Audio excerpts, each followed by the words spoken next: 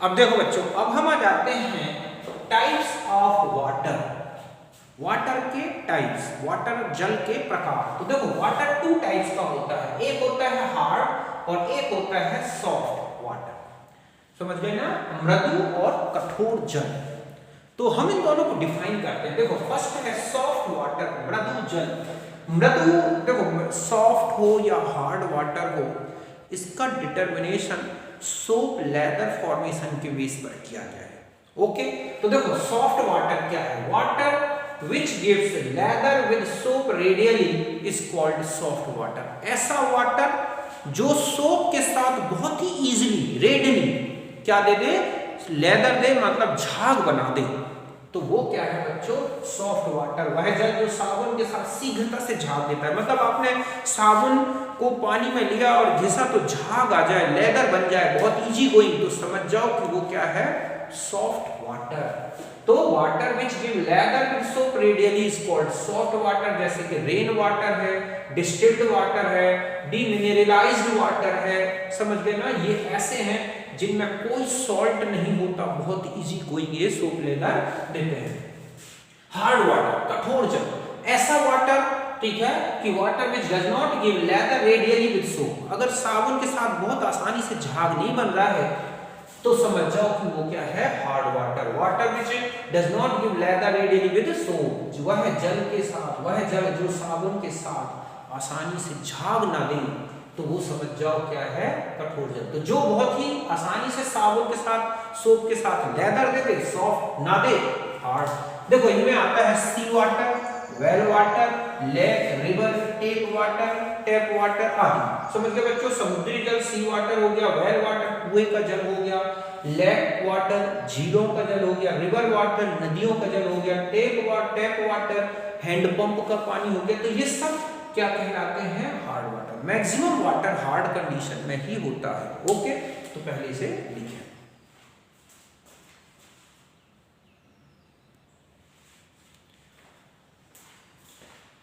अब देखो बच्चों, अब हम आ जाते हैं कॉज ऑफ हार्डनेस, कठोरता का कारण। तो देखो बच्चों, अभी आपने देखा कि ऐसा सोप जो कि लेदर नहीं बनाता वाटर के साथ, वो क्या है?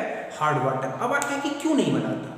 तो देखो जो सोप होता है, सोप हम जानते हैं कि ये जो है हायर फैटी एसिड्स के सॉल्ट होते हैं, सोडियम या पोटेशियम सॉल्ट। इनमें जो लेदर फॉर्मिंग आयन होता है, सोप का वो पार्ट जो लेदर फॉर्मिंग आयन होता है, वो होता है कार्बोक्सिलेट ग्रुप। कौन सा ग्रुप होता है? Carboxylate group. इसी ग्रुप के कारण ही सोप में लेदर बनता है। समझ गए ना, ये एम्फोफिलिक होता है, एम्फीफिलिक होता है। तो ये जो कार्बोक्सिलेट आयन है, यही रिस्पॉन्सिबल है लेदर के लिए। अब क्या होता है कि अगर हम हार्ड वाटर लेते हैं तो उसमें कैल्शियम और मैग्नीशियम 2+ आयंस होते हैं। ये आयंस जो होते हैं, ये कार्बोक्सिलेट आयन के साथ इस तरह से कंबाइंड होके और एक ऐसा सॉल्ट बनाते हैं जो वाटर इनसॉल्युबल होता है। समझ गए ना? और ये स्कम बना के, एक झाग बना के सरफेस में आ जाता है। समझ गए ना? तो इस तरह से ये वाटर इनसॉल्युबल है और झाग बना के बाहर आ गया। तो ऐसे में लेदर बनता ही नहीं है। क्यों? क्योंकि ये प्रेसिपिटेटेड हो जाता है। तो हार्ड वाटर में अगर हम सोप यूज करते हैं तो ज्यादातर सोप वेस्ट में जाता है, बेकार हो जाता है। कारण क्या है कि लेदर तब तक नहीं बनता वाटर के साथ जब तक कि जितने कैल्शियम और मैग्नीशियम आयन है वो प्रेसिपिटेटेड ना हो जाएं। तो यही लिखा हुआ है कि hardness of water is due to presence of calcium 2+, magnesium 2+ in water, because these ions combined with leather forming ion means RCOO- carboxylate ion of soap and form water insoluble compound scum। समझ गए ना? ऐसा salt बना देते हैं जो water insoluble है। तो समझ गए बच्चों कि जल की कठोरता उसमें उपस्थित इन आयनों के कारण पाई जाती है, क्योंकि ये आयन साबुन के झाग निर्माता आयन मींस कार्बोक्सिलेट आयन के साथ जल के अम्लीय लवण बना लेते हैं, स्कम बना लेते हैं, जो अवक्षेपित हो जाता है। तो इस तरह की रिएक्शन हो जाती है। तो इसका मतलब है कि अगर कैल्शियम और मैग्नीशियम आयन वाटर में किस फॉर्म में है? बाइकार्बोनेट, सल्फेट और क्लोराइड। मेनली कैल्शियम और मैग्नीशियम आयंस अगर इनके साथ सॉल्ट में है, बाइकार्बोनेट आयन के साथ, सल्फेट के साथ क्लोराइड, तो ही हार्डनेस आती है।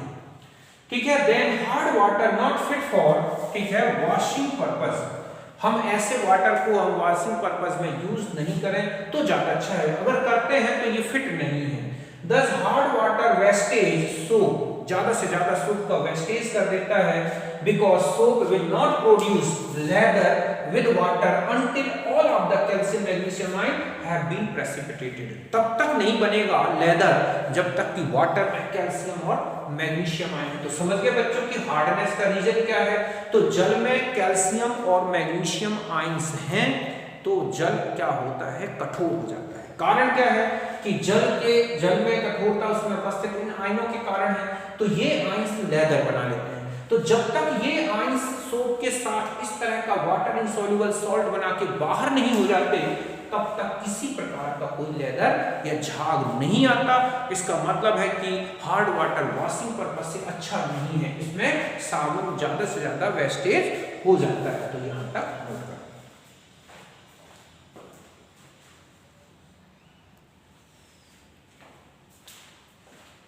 अब देखो बच्चों, अब होता है टाइप्स ऑफ हार्डनेस, कठोरता के प्रकार। तो जो हार्डनेस है वाटर की टू टाइप्स की होती है, एक तो होती है टेम्पररी हार्डनेस, अस्थायी कठोरता, और एक होगी परमानेंट हार्डनेस, स्थायी कठोरता। तो देखो जो टेम्पररी हार्डनेस है, it is due to bicarbonate of calcium and magnesium ions means, ठीक है, प्रेजेंट इन हार्ड वाटर। समझ गए बच्चों कि ये हार्ड वाटर में जो है, अगर ये आयंस हैं कौन से, कैल्शियम और मैग्नीशियम के bicarbonates means CaHCO3 whole twice, MgHCO3 का होल ट्वाइस, अगर ये कंपाउंड वाटर में है तो ये क्या होता है, ऐसा वाटर में टेम्पररी हार्डनेस होती है and removed by boiling of hard water. हम वाटर को क्या कर दें, हीटेड या बॉइलिंग कर दें तो ये क्या हो जाती है, हट जाती है। ऐसा क्यों, क्योंकि ये जो कार्बोनेट्स और बाइकार्बोनेट्स और ये जो बाइकार्बोनेट्स हैं ये डिकम्पोज्ड होके और कार्बोनेट में चेंज हो जाते हैं जो इनसॉल्युबल होता है और वो प्रेसिपिटेटेड होके बाहर हो जाता है। तो समझ गए ना कि अगर कैल्शियम बाइकार्बोनेट है या मैग्नीशियम बाइकार्बोनेट, इनके कारण ही टेम्पररी हार्डनेस होती है। ये वाटर सॉल्युबल है, ये क्या है बच्चों, वाटर सॉल्युबल। तो समझ गए ना कि कैल्शियम और मैग्नीशियम आयन के बाइकार्बोनेट अगर है पानी में तो ये ऐसा पानी कठोर होगा, इसको गर्म कर दें तो ये हार्डनेस अलग हो जाती है। क्यों, क्योंकि ये जो बाइकार्बोनेट है इनको हीट करने से ये कार्बोनेट में चेंज हो जाते हैं। तो ये कार्बोनेट है, ये जो कार्बोनेट होते हैं ये इनसॉल्युबल है वाटर में, प्रेसिपिटेटेड होके बाहर आ जाते हैं, स्कम बना के बाहर आ जाते हैं। देखा होगा आप कि ठंड में जब हम पानी गर्म करते हैं तो कुछ ऊपर एक झाग सा आ जाता है, व्हाइट व्हाइट सा पाउडर से इकट्ठा हो जाता है, वो इन्हीं के कारण CO2 गैस बन के बाहर निकल गई। और अब वाटर जो है, ये जो हम कहें कि जो हमारे पास अब वाटर बचा, ये कैसा हो जाता है, सॉफ्ट। और दूसरा है permanent hardness. Permanent hardness is due to presence of sulphate and chlorides of calcium 2+ and magnesium 2+ ion, ठीक है। it is not removed by boiling of water because sulfate and chloride not decomposed on heating। समझ गए बच्चों कि जब calcium और magnesium ions के कौन हो, सल्फेट्स हो, क्लोराइड हो, तो ऐसा वाटर कहलाता है परमानेंट हार्डनेस वाला। इसको हम रिमूव नहीं कर सकते। क्यों नहीं करते, क्योंकि क्लोराइड और सल्फेट आप कितना भी हीट कर लो ये डिकम्पोज्ड नहीं होते। तो it is due to presence of sulphate, chloride of calcium magnesium ions and not removed by boiling of hard water. ऐसा क्यों, बिकॉज दीज सॉल्ट्स मतलब sulphate and chloride not decomposed by heating. तो इस तरह से ये जो आयंस या कंपाउंड है calcium sulphate, magnesium sulphate, chloride, ये वाटर सॉल्युबल है, लेकिन इनको कितना भी हीट किया जाए ये डिकम्पोज्ड नहीं होते। ऐसे में परमानेंट हार्डनेस का रिमूवल बॉइलिंग से नहीं होता। ओके, तो यहां तक नोट करना।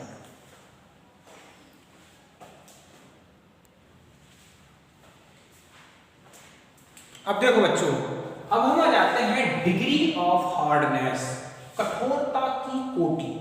तो क्या होता है कि जो कैल्शियम आयंस हैं, कैल्शियम आयन है या मैग्नीशियम आयन है, इनसे कितनी हार्डनेस प्रोड्यूस हो रही है वाटर की, इसको कैसे बताया जाए। तो एक पैरामीटर दिया गया और यही क्या है, डिग्री ऑफ हार्डनेस, कठोरता की कोटि। The hardness produced by salt of calcium और magnesium 2+ ions given by degree of hardness. ये होता क्या है, देखो ये है, it is the part by mass of equivalent of CaCO3 which is equals to part by mass of equivalent of any salt which produced hardness। देखो क्या होता है कि जो वाटर में हार्डनेस प्रोड्यूस कर रहा है जो सॉल्ट, उस सॉल्ट की कितनी अमाउंट कैल्शियम कार्बोनेट के इक्विवेलेंट मास के बराबर है। तो इस तरह से the part by mass of equivalent of CaCO3 की हमने 10⁻⁶ पार्ट में जो हार्डनेस प्रोड्यूस करने वाला सॉल्ट है उसकी अमाउंट कैलकुलेट कर ली। वो अमाउंट कैल्शियम कार्बोनेट के कितने ग्राम इक्विवेलेंट बाय मास उसके बराबर है, वही क्या कहलाती है, डिग्री ऑफ हार्डनेस। फिर से सुने, वाटर के 10⁻⁶ पार्ट में जो हार्डनेस प्रोड्यूस करने वाला सॉल्ट है उसकी जो अमाउंट है, ठीक है, वो कैलकुलेट कर लें। वो अमाउंट कैल्शियम कार्बोनेट के बाय मास इक्विवेलेंट मास के कितने के बराबर है। समझ गए ना कि 10⁻⁶ पार्ट में सॉल्ट की जो अमाउंट आपने कैलकुलेट की, वो अमाउंट कैल्शियम कार्बोनेट के कितने ग्राम इक्विवेलेंट बाय मास के बराबर है, वही उस सॉल्ट की क्या है, डिग्री ऑफ हार्डनेस। तो यही लिखा है कि it is the part by mass of equivalent of CaCO3, ठीक है, which is equals to part by mass of equivalent of any salt which produced hardness which is present in 10⁻⁶ part of water is called degree of hardness of salt. समझ गए बच्चों? फिर से सुने, 10⁻⁶ part water लिया जाए, उसमें salt को कैलकुलेट किया जाए, वो जो अमाउंट आपने कैलकुलेट कर ली उस अमाउंट को कैल्शियम कार्बोनेट के इक्विवेलेंट जो कि बाय मास हैं उनके करस्पॉन्डिंग में लाते हैं, तो वो कैल्शियम कार्बोनेट के कितने ग्राम इक्विवेलेंट के बराबर है, वही सॉल्ट की क्या कहलाती है, डिग्री ऑफ हार्डनेस। कि जल के 10⁻⁶ भाग में उपस्थित लवण के द्रव्यमान के अनुसार जो तुल्यांक जो कैल्शियम कार्बोनेट के द्रव्यमान अनुसार तुल्यांक के बराबर होते हैं, वही लवण की कठोरता की कोटि होती है। समझ गए ना कि कैल्शियम कार्बोनेट के तुल्यांक लिए गए हैं और उसको कंपेयर किया गया है हार्डनेस प्रोड्यूस करने वाले सॉल्ट के तुल्यांक मींस इक्विवेलेंट से। वो जो इक्विवेलेंट्स हैं सॉल्ट के, वो कितने इक्विवेलेंट कैल्शियम कार्बोनेट के बराबर है, वही सॉल्ट की क्या है, हार्डनेस। तो देखो इतना भी अगर आपको याद ना रहे तो ऐसे ध्यान रखना है कि इक्विवेलेंट, ठीक है, या equivalent by mass of salt is equal to equivalent by mass of CaCO3। ऐसे कंपेयर करें कि लवण के द्रव्यमान अनुसार तुल्यांक बराबर कैल्शियम कार्बोनेट के द्रव्यमान अनुसार तुल्यांक, ये बिल्कुल बराबर होते हैं कि 1 ग्राम तुल्यांक किसका, तो कैल्शियम कार्बोनेट का 1 ग्राम तुल्यांक, ये दोनों बिल्कुल बराबर हार्डनेस प्रोड्यूस करेंगे। समझ गए ना कि कैल्शियम कार्बोनेट का जो आयन कैल्शियम आयन है जितनी हार्डनेस प्रोड्यूस करता है, तो 1 ग्राम इक्विवेलेंट मास जो है कैल्शियम कार्बोनेट का जितनी हार्डनेस प्रोड्यूस करता है, उतनी ही hardness 1 gram equivalent by mass of salt से क्या होगी, प्रोड्यूस होगी। मतलब हम ये कहें कि हार्डनेस, ऐसा ले ले, hardness of equivalent by mass of salt is equal to, ये कहलाएगी हार्डनेस ऑफ, ठीक है, 1 equivalent by mass of CaCO3। फिर से बात समझें कि अगर हमें कहें कि वाटर में कैल्शियम कार्बोनेट का 1 इक्विवेलेंट मास जितनी हार्डनेस प्रोड्यूस करता है, उतनी ही हार्डनेस किसी सॉल्ट के 1 ग्राम इक्विवेलेंट बाय मास से प्रोड्यूस होगी।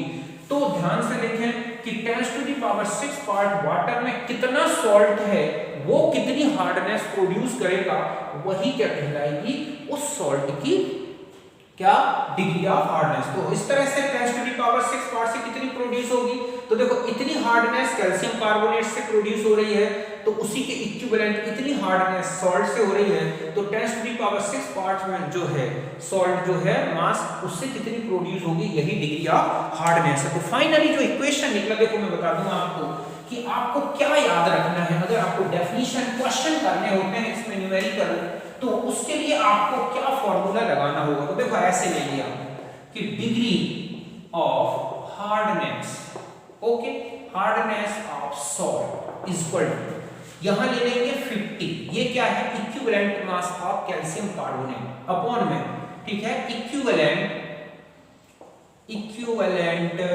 मास ऑफ सॉल्ट। समझ गए बच्चों कि जो भी लवण आपको दिया गया है लवण का तुल्यांकी भार ये ले लें into mass of salt in 10⁻⁶ part of water, ठीक है, 10⁶ भाग जल में लवण की मात्रा। तो आपको इससे वाटर को ग्राम में ले लेना है, तो उसमें कितने ग्राम सॉल्ट है वो निकाल लें, यही डिग्री ऑफ हार्डनेस होगी। या आप ऐसे नहीं निकाल पा रहे हैं तो 100 अपॉन, ठीक है, मॉलिक्यूलर मास ऑफ सॉल्ट ले लें, क्योंकि इक्विवेलेंट मास हो सकता है आपसे ना बने, तो क्या करेंगे, और 10⁻⁶ यहां पर ले लेंगे मास of salt in 10⁻⁶ part of water. तो समझ गए ना कि कैल्शियम कार्बोनेट के 1 ग्राम इक्विवेलेंट मास से जितनी हार्डनेस प्रोड्यूस होती है उतनी ही हार्डनेस 1 ग्राम इक्विवेलेंट किससे प्रोड्यूस होती है बच्चों, गिवन सॉल्ट से। तो 10⁻⁶ पार्ट में कितना सॉल्ट है उसकी हार्डनेस ही क्या कहलाएगी, डिग्री ऑफ हार्डनेस। अभी मैं एक एग्जांपल बताता हूं और इसकी जो यूनिट होगी वो क्या होगी, ppm है। ओके, तो इसमें क्या करते हैं, आपको जो भी वॉल्यूम या मास वाटर का दे रखा है उसके करस्पॉन्डिंग सॉल्ट लेके 10⁻⁶ पार्ट में पहले मास निकाल लेते हैं और फिर इस फॉर्मूले का यूज करके डिग्री ऑफ हार्डनेस कैलकुलेट कर सकते हैं। पहले आपसे नोट करें।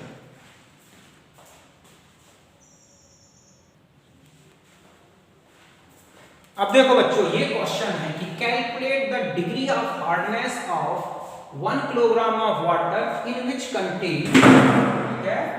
contain 36 milligram of magnesium sulphate. Okay, तो देखो यहां कैसे सॉल्व करना, आपने देखा है कि डिग्री ऑफ फ्री जो हार्डनेस कैलकुलेट करनी है तो आपको जो भी सॉल्ट दिया गया है उसको किस में कैलकुलेट करना है, 10⁻⁶ पार्ट ऑफ वाटर। तो यहां देखिए सबसे पहले कि यहां पर आपने देखा कि 10⁻, यहां एक ऐसा है 1 litre water means 10⁻³ gram of water, क्योंकि वाटर की डेंसिटी 1 ग्राम होती है ना, तो इसमें कंटेन 36 मिलीग्राम ऑफ क्या है, MgSO4। मींस हम ऐसा लिख सकते हैं ना कि 10⁻³ ग्राम ऑफ वाटर, ठीक है, कंटेन 36 into 10⁻³ ग्राम। ऐसा क्यों, क्योंकि 36 into 10⁻³ ग्राम कर सकते हैं, मिलीग्राम इक्वल टू 10⁻³ ग्राम।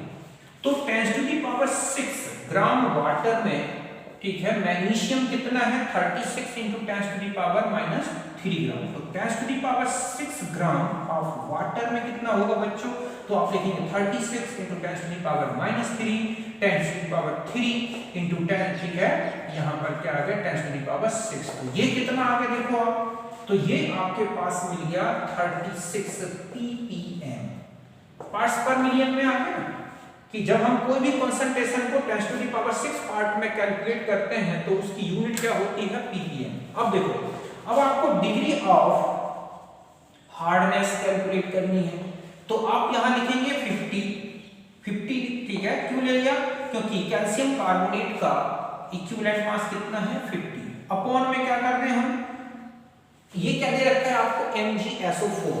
तो MgSO4 का इक्विवेलेंट मास कितना होगा 60 इंटू यहां कितना हो जाएगा 36, इसको कैंसिल कर दें तो ये आ जाएगा 36 ppm, क्योंकि ये यूनिट ग्राम में है, ये यूनिट ग्राम में है, तो ये यूनिट तो डायमेंशन लेस हो गया ये वाला पार्ट, और ये किसमें है ppm में, तो इसकी यूनिट आ गई 30 ppm। या फिर हम ऐसे भी कैलकुलेट कर सकते हैं, अगर आपसे इक्विवेलेंट मास मास नहीं आ रहा है तो आप ऐसे भी कर सकते हैं कि हार्डनेस आपको कि 100 कैल्शियम कार्बोनेट का molar mass upon 120 molar mass आप मैग्नीशियम सल्फेट इनटू कितना हो जाएगा 36, तो भी कितना आ जाएगा 30 ppm। तो देखो ये मोलर मास है, ये मोलर मास है, तो ये वाला पार्ट तो क्या हो गया डायमेंशन लेस हो गया ना बच्चों, और इसकी यूनिट क्या है ppm में, तो ये किसमें आ जाएगा ppm में। तो यहां तक आप समझ गए।